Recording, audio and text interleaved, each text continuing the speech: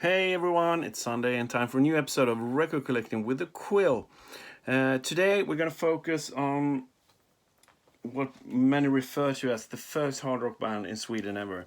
A band called November, formed in 1969 and was just active for a couple of years. They ended their career or disbanded in 1972, but nonetheless they made quite a big remark on the music scene here in Sweden. So I think they are well worth a special episode. I would show some of my records of theirs in my collection. I don't have everything, but I have some cool stuff nonetheless. And I will give a brief history of the band as well. So I hope you stay tuned. But before we start, you know the drill. Make sure you subscribe, hit that little notice bell, and share with your friends. Well, as I said, they had a short career. They started out in 1969. At first, they were called Train.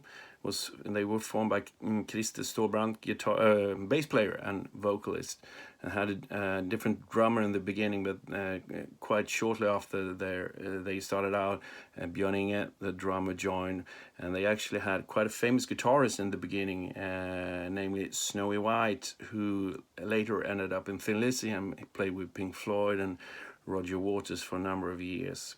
But around this time he decided to move back to the UK, and they got a young guy called Richard Rolf, and the band was complete, and they started playing mainly I think around Stockholm in the beginning, and they were found by a record label when they played a show in radio, I believe, from what I read, and got offered a record deal and recorded this one. As I said, a landmark album in Swedish music history. Their first one called November, En ny tid är här, a new time or a new era is here. And this is a great album to start with. And even if you call them a sort of the first hard rock band, there are more in the style. I would compare them to Cream. I think is actually the best band. They are both power trios. They have a bass player singing most of the songs as well, and I think the style is quite similar as well. It's blues based, but with a little more edge than before. Quite a lot of great guitar solo as well. And this first album was quite a big hit, or all their albums sold quite well in Sweden. I think this one was number 2 on the charts just after Simon Garfunkel Bridge Over Troubled Water, so it was quite a big success. And you have a lot of great tunes on this one. The first track is I think is probably their most famous track, called Mount Everest. We even covered it with the Quill on this one, our latest album, Live New Borrow and Blue. Got an opportunity to push that album once again. Sorry about that, but it's such a great track. And what makes them special is that they sing in Swedish, which is really cool. I think it's not that it's starting. We have quite a few bands actually right now as playing or singing in Swedish as well. But even though they sang in Swedish, they toured quite a lot abroad anyway, and they even recorded. They translated one single in English, but from what I read, the audience preferred them singing in Swedish, so they sort of did that, but decided to stick to singing in Swedish. But this one, as I said, is a landmark album in Swedish music history, and it's, as I said, it's sold quite well, so it's not that difficult to find, but you have to shell out a little bit of money. It's usually somewhere around 50 to 100 euros depending on the condition. And this one I have is not the best one, but it's nonetheless I will probably get an upgrade one whenever I find one I think is worth it. This one is a little bit worn, but albums are meant to be played, aren't they? Did I say it was released in 1970? And they were quite productive. Just the year after, they released their second album, this one, and it's actually called November 2nd. with a really nice follow. This one, compared to the first one, is a little bit more mellow, and it's probably my least favorite album of theirs. Still really good.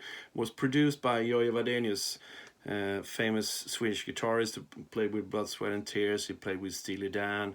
Here he was still active in Sweden, but he, I think shortly after this, moved to America and made a great career playing there as a studio musician.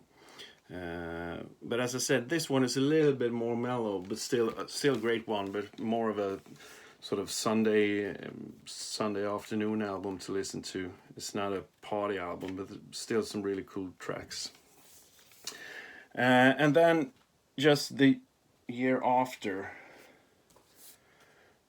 they were sort of burnt out. They toured extensively, so they decided to disband. They recorded one last album the year after, 1972. This one, it's named November 6th, and that is maybe a little bit confusing since it's their third album, but it has to do with the painting on the tile. This is a painting of the Battle of Lützen, where the Swedish king Gustav Adolf II was killed, and he was killed on November 6th in the year of 1632.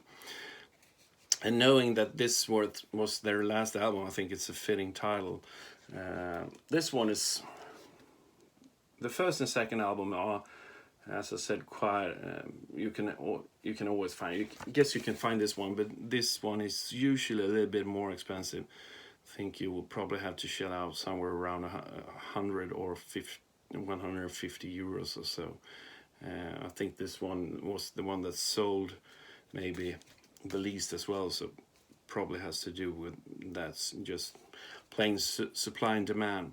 This one I think is really good as well. This one is sort of a mix of the first and second album. You have a couple of more heavier tunes as well, but you still have some of the mellower ones.